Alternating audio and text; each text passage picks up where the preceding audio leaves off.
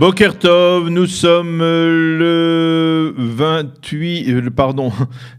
3 mai 2018 et bien entendu nous sommes le 18 Iyar, le 33e jour de l'Omer, Lag BaOmer et Chag Sameach donc à l'occasion de cette fête de Lag BaOmer qui marque la Iloula de Rabbi Shimon Bar Yochai. Nous sommes heureux, David Amara à la technique, Daniel Haïk ici au studio, de vous présenter cette nouvelle heure d'actualité sur Studio Kalita, une heure d'actualité qui va débuter dans quelques instants par les grands titres de cette actualité du matin. Vers 8h10, nous serons en ligne avec le docteur Simi Epstein, historien, on peut dire historien même de la Shoah, avec lequel nous allons revenir sur le discours antisémite et négationniste de Mahmoud Abbas lundi soir devant le Conseil national palestinien. Nous essaierons de savoir d'où le raïs palestinien s'est inspiré, si l'on peut dire, pour tenir ces propos choquants, mais malheureusement pas tout à fait surprenants venant de sa part. Vers 8h25, Eliana Gurfinkel nous présentera sa chronique Un jour notre histoire. Vers 8h35, je vous présenterai la revue de la presse et des médias israéliens. Et vers 8h45, eh bien, nous serons en ligne avec, on peut dire, l'un des maîtres francophones de l'ésotérisme, le Rav Mordechai Shriki, qui est le roche du Machon HaRamchal dans le quartier d'Arnof à Jérusalem. Nous parlerons avec lui, bien entendu, de la signification, on va dire, extrêmement spirituelle et kabbalistique même de cette journée de Lag BaOmer. Mais tout d'abord, comme promis, les grands titres de l'actualité. La police est toujours à la poursuite des deux jeunes qui ont poignardé hier soir un chauffeur de bus dans la ville d'Afula et qui se sont enfuis ensuite. Mais en attendant, l'état de santé du chauffeur, qui était hier soir très grave, s'est amélioré. Il est défini actuellement par l'hôpital d'Afula comme blessé partiellement à grave. La police enquête pour déterminer les circonstances de cette attaque et pour vérifier s'il s'agit d'un acte terroriste ou bien d'un acte pénal. En réaction, plusieurs compagnies privées d'autobus, dont celle où travaille le chauffeur, ont décidé de faire grève pendant 1 heure ce matin. Condamnation unanime, mais pas toujours de la même sévérité, de la même intensité de la part de la communauté internationale. Après le discours antisémite de Mahmoud Abbas lundi soir devant le Conseil national palestinien, Binyamin Netanyahou a réagi hier en affirmant « Un négationniste reste un négationniste ». Abbas a utilisé le narratif le plus ignoble des antisémites.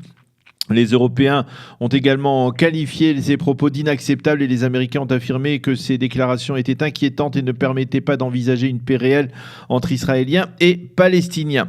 Le conseiller juridique du gouvernement et le procureur de l'État, Avichai Mandelblit et Moshe Lador, envisagent favorablement un arrangement avec Sarah Netanyahou dans l'affaire des résidences du Premier ministre et des frais occasionnés dans ces résidences par les repas de la famille Netanyahou, des frais excessifs de la vie générale. Mais pour qu'un accord intervienne, eh bien, il faudra que Mme Netanyahou accepte d'endosser l'entière responsabilité de ces infractions commises et ne se contente pas de restituer au denier de l'État les frais superflus occasionnés par donc ces repas, comme elle l'a proposé de le faire au cours des derniers jours. L'inspecteur en chef Ronnie Rittman, qui était le commandant en chef du département des investigations de la police, a déposé sa démission de la police. Il était soupçonné de harcèlement sexuel, mais dans son entourage, on avait prétendu que ces accusations étaient liées aux enquêtes qu'il menait contre Binyamin Netanyahou. Cette décision de Rittman provient probablement du fait que jusqu'à présent, le patron de la police, Ronnie Alcher, qui a semblé le protéger, ne lui avait pas encore trouvé de fonction à son niveau. Il faut souligner également que la semaine dernière, le ministre de la Sécurité intérieure, Gilad Ardan, avait affirmé que si cela ne tenait qu'à lui, il ne confierait pas le moindre poste à Rittman. Ce dernier a donc compris le message, il s'est retiré. Dans une lettre au patron de la police, Rittman a affirmé que bien qu'il pensait qu'il avait été victime d'une injustice, il a décidé de quitter les rangs de la police et de ne pas attendre qu'on lui trouve un poste adéquat. L'ambassadeur d'Éthiopie en Israël, Zegaye Berry, a émis hier l'espoir que son pays décidera sous peu de transférer son ambassade de Tel Aviv à Jérusalem. Il faut préciser que le président Reuven Rivlin est actuellement en Éthiopie dans le cadre de la première visite d'un président israélien dans ce pays et qu'il s'est entretenu hier avec le premier ministre éthiopien Ali Ahmed. En attendant, le Guatemala a été le premier pays à ouvrir officieusement avant-hier son ambassade à Jérusalem. La cérémonie officielle d'ouverture se tiendra le 16 mai prochain en présence du président guatémaltèque Jimmy Morales. La nouvelle ambassade sera située dans le parc technologique de Malha. Parallèlement, le Premier ministre israélien Benjamin Netanyahou s'est entretenu hier avec son homologue japonais Shinzo Abe. Ou si vous préférez, Abe a rencontré Bibi.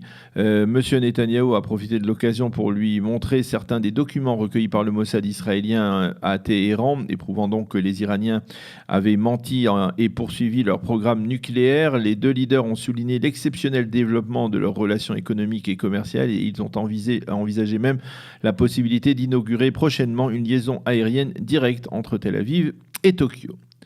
Des centaines de milliers de personnes sont arrivées depuis hier matin à Méron pour les festivités de Lag BaOmer sur la tombe de Rabbi Shimon Bar Yochai. Il n'y a pas eu d'incident notable en dépit de la foule très dense. On parle de donc plusieurs centaines de milliers de personnes. Et hier soir, à la tombée de la nuit, c'est le rabbi de Boyan qui, comme le veut la tradition, une tradition qui remonte à plus d'un siècle, a allumé la première Medoura, le premier feu de joie sur la coupole qui surplombe la tombe de Rabbi Shimon.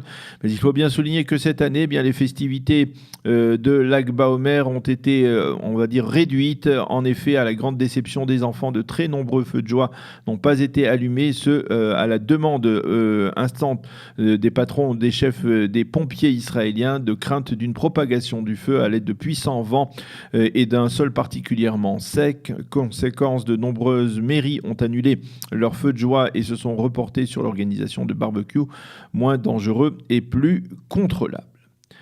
La météo, le temps donc continuera à être très chaud et sec sur l'ensemble du territoire israélien. Il fera aujourd'hui 32 degrés à Jérusalem, 34 à Tel Aviv et 39 degrés à Eilat. Voilà donc pour ce premier journal. Nous allons marquer une pause et dans quelques minutes, nous serons en ligne avec l'invité de la rédaction, le docteur Simi Epstein. Nous parlerons avec lui de ce discours négationniste de Mahmoud Abbas lundi devant le Conseil national palestinien.